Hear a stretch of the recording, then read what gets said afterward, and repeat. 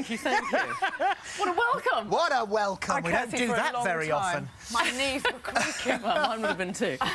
So, good gracious, this looks extraordinary. It's been described as a cross between Dynasty and Gossip Girl, and there's also, I think, a little bit of the Kardashians thrown in there as well. Well, that's the E channel. Yes. Yes, because we are on E, and this is their first scripted drama ever, because, you know, they're known for reality and fashion and all those things we love. So how was it sold to you?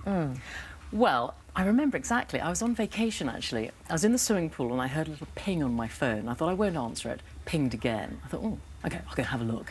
And it was my agent saying, there's this most extraordinary project coming out of Hollywood and they'd love you to do it. I was like, what is it? A no-brainer. I know. And they said, well, it was yes immediately. And they said, well, it's E's first scripted drama and it's all about a fictitious royal family and it's set in London and you're the Queen of England.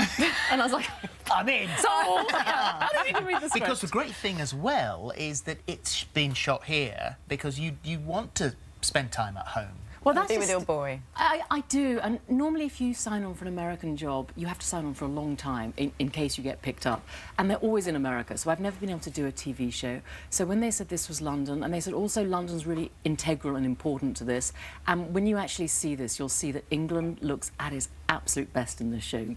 We really, really show off. We see our beautiful stately homes. We've built a lot on the soundstage, and London's almost like a character in itself in this show, and it's kind of fabulous for us, I think. We should have a little bit of a look. Okay. Here you go. In case you've forgotten, we're not a normal family.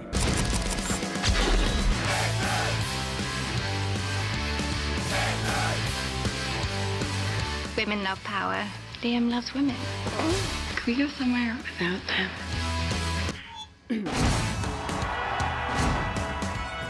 Oh, good God. I mean, it looks incredible, I have to say. Do you think that behind closed doors, our actual royal family are anything like that? Well, that's just it. We don't know because we never see behind closed doors. It would be nice, wouldn't it? It would be amazing. Yeah, well, you know, we can speculate. I doubt it. No, I well, don't. I think probably parts of it might be. Yes, we do. We all love Harry. Yes. Although he's calmed down quite a bit now. Disappointingly. But so let's go through the story because it opens up with the death of her son. The Prince of Wales. The Prince of Wales is dead right at the top of the pilot. And so the second son, who would be the equivalent of Prince Harry, suddenly finds he has to step up and he is now the future King of England. And that's sort of how we set up the whole show at the beginning. And, you know, it's a huge responsibility for my very naughty second son, played by the lovely William Moseley, who I'd loved in all the Narnia movies because my son had an obsession with them. And you know what it's like with a child. You don't watch a movie once. No. You watch it 80 times in a row. So I knew William intimately, even though he was a teenager in that. So he's my son and he's fabulous. And so this, you know, this wild kid is suddenly the future King of England. And you're obviously the queen, his mother, the Queen. Who have you based your character on? Where did you get the inspiration? Well, I mean, it is pure fiction, and you see within a few seconds that it's nothing to do with the real royal family. So I could really pull on anyone I wanted. And the jury's a little out whether my character's a hero or a villain. She definitely does villainous things, but I think she has a heroic spirit, and she loves the country, she loves the people, she loves her family, and she wants what's best for them. But she is a controlling lunatic in some ways.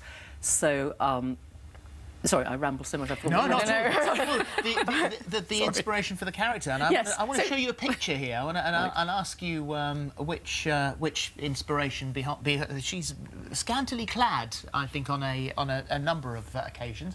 Not many, but just a few. So the inspiration for this particular picture. There we go. The black You vase. look so hot. That is amazing. Well. Something for the dads. Well, there's not a lot of me in that. Not my daughter, played by the very sexy Alexandra Park, is normally the one prancing around in underwear. I'm in more dignified attire. Yeah, well, I don't know who my inspiration would be from that. Maybe Joan Collins and the Bitch. Well, or the Star. mention You know, Joan one of Collins. those. She's the Queen Mother. She is. She's the Grand Duchess of Oxfordshire. That so in our suits show. her, actually, And doesn't you know it? what? She's fabulous in it. Well, this She is. looks phenomenal, and she is great. If she was here to be talked to over this, I think that definitely she would say that this was the role for me.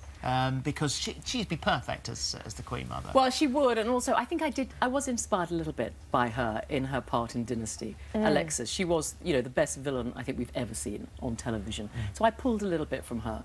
But also, you know, to look like a modern queen, you know, we don't have a young modern queen, I mean young, middle-aged queen today. You know, our queen's obviously in her 80s and fabulous, but a different generation. So really, there was nothing to pull on. So I tried to think, maybe, I thought, what would Princess Diana maybe have looked like had she become our queen and was queen today? And so I sort of pulled on her looks-wise, how she might have looked. Personality-wise, not at all. And then sort of, you know, pulled Joan Collins, maybe a bit of Cruella de Vil, a few of our all sort of favourite villains. I think you're perfect for the role because anyone who lives in a house that finishes the word hall. Yes, in real life. It's got the word hall at the end of it. Is pretty. That's a very regal home that you're in there. Well, it took me a long time to get there. Is it sort of finished? It's got quite. It's got 400 acres apparently. So. Well, it's not that finished actually. It's pretty empty. I haven't had. It's full of animals, though. I've got a lot of animals. Yes. The outside's beautiful. The inside still has. You would. something to be done. You would rather deliver lambs than lines, I think. Did you like that? That's very good. Yeah, that was very good. Well, I have delivered a lamb Yeah. or two in my time. I took quite a lot of time off to raise my son and moved to the country full time. And I did do a lot of quite hands-on farming during that time. I have birthed a lamb, all of which I learned from Countryfile. It was an emergency. And yeah, I quite liked all that. At one stage, I think we had a terrible winter, and our ram had escaped early and impregnated all the sheep way before it should have done. So all the lambs were being born during the snow. They were all dying. So we had at least 12 of them in the laundry room at one time, all being bottle fed by me, my then husband, my son, my mother. We all had little, it's quite sweet actually, I know, we all had little lambs wrapped up in blankets with bottles in their mouths. We were bottle feeding a piglet at one stage and 2 calves. It's quite hands-on, and it's grim.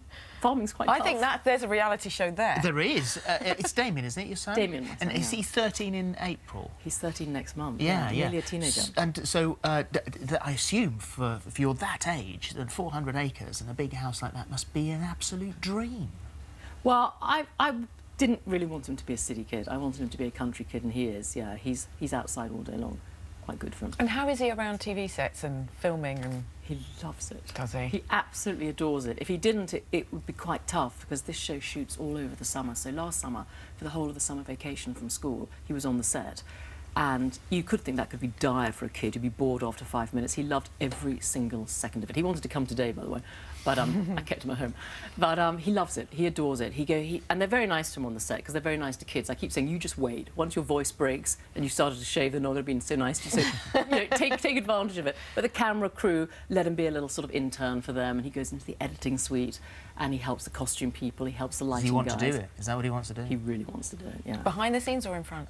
Well, he's not sure at the moment. He's sort of, you know, he likes all of it, which is great, so they can sort of find out if they're good at anything. Oh, well, it's lovely to see you. So lovely. It's the Royals. It's tomorrow at 9 on E.